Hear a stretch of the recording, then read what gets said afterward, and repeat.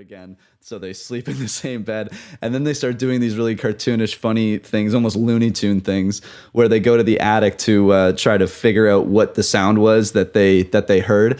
And they find a mouse, and things just kind of get a little chaotic. You have Nathan Lane like putting his head through a painting where it looks like his face is in the painting. They do this big giant lightning strike, and you see this huge like monster shadow, and they grab each other and hold each other like they're Scooby-Doo and Shaggy or something like that. And it's a fucking like clown, like Jack in the Box, just sitting on a windowsill. You're like, well, that's fucking creepy too. Why is that so creepy? Yeah, to be honest, when the camera went back to just the normal thing in the doorway, I'm like, that's even creepier than the fucking shadow on the wall. But yeah, it just and from there too, it just keeps escalating. Like you have them crashing their heads through wooden panels to try to find the mouse, and already kind of ruining floorboards and things. It escalates so quickly. And I have here, but also again the economy of it, because when they crash their heads through the fucking walls, that's when they find the fucking blueprints for the building. Right. So it's constantly moving everything along and then they go, oh, this house is made by an iconic architect, which by the way, my buddy was watching this with Mitch, because we watched this on Blu-ray a bunch of times as kids, and it finally came out on Blu-ray, I think 2 or 3 years ago. And I was so excited because I was like, wow, this movie finally made it to Blu-ray. So I'm going to like watch it in like full HD. And so we watched it together, and I was trying to remember, because I was like, dude, I like the way that the characters deliver the name of the architect, I could vividly remember it. And my buddy instantly, he was doing, dude, it's Charles Lyle LaRue. He probably hadn't seen this movie since he was like fucking 7 years old. But that's stuck with him for 20 years. And he even made his review. He's like, I cannot remember my mother's birthday, but I remember the name of the fictional architect that built the house in Mouse Hunt, and it is Charles Lyle LaRue. Oh, dude. Charles Lyle LaRue. That's fucking awesome. I love that so much. 20 years later. That's great. Yeah. You guys must have watched this a lot. Yeah, I don't remember specifically how many times, but I think to remember that they had to have been specific. It's like, it's one of those things that the dialogue kind of rings in your head like a song would, like an earworm. You've watched it so many times. Well, speaking of which, the score by Alan Silvestri, who did a bunch of Robert Zemeckis' scores. Actually, he might have done all of Robert Zemeckis' scores, but he also did The Predator and The Abyss back in the day. He now does a lot of like big studio stuff. He did Who Framed Roger Rabbit of the themes. As well? Yes. Yeah. Well, yeah, Zemeckis. He did, I think, most of his stuff. But right.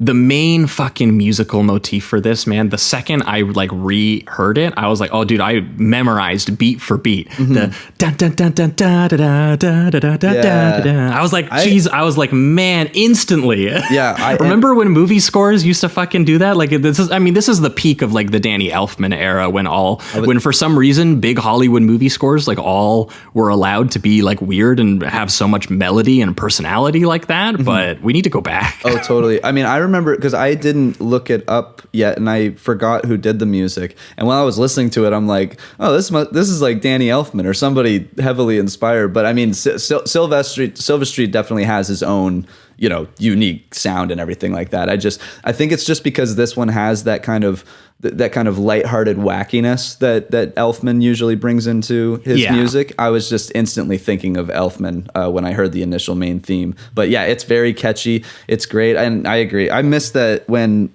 there used to be like actual like a lead melody that would come with a score a lot of the time, at least for a main theme. And now, although there's some of them that I do like, they have mostly become a lot of like looping and kind of droney and more ominous sounds rather than like full on or themes. Just completely hidden. I don't remember I don't remember a single melody when I leave like a modern superhero movie half the time. God, no. There was music, and if I'm watching the movie, I'm like, there is music. Yeah. But it's just, it's really not like unique and memorable like this was, because when I put it on again for like when I was watching the movie, it instantly came back to me. It was like pulled out of like, the scene in Ratatouille when the critic just like all the way back. I was like, the same thing with me when I heard this music again for the first time. So yeah, 100%. Yeah. And then, so they discover the blueprints. They discover that it's the famous Charles Lyle LaRue, and they think that, oh my God, they can wealthy make some money on collectors this. are coming in from all around the country, like Alexander Falco, played by Maury Chaykin, who actually, I don't remember if we mentioned this, coincidentally enough, one of the businessmen who listens to Weller's anti-rat rant of unknown origin. That's awesome. So I'm curious if they knew. Were they, you know? I was like, They picked him out. You They're know? like, we know you can channel this. But yes, they find out the house is worth way more than $50,000 and actually might be worth millions to possibly tens of millions of dollars. So they need to clean it up for an auction that they are going to be running in a couple days. But that's around the time that the mouse actually gets introduced. Yeah. And because they've been hearing it, but they haven't really been seeing it.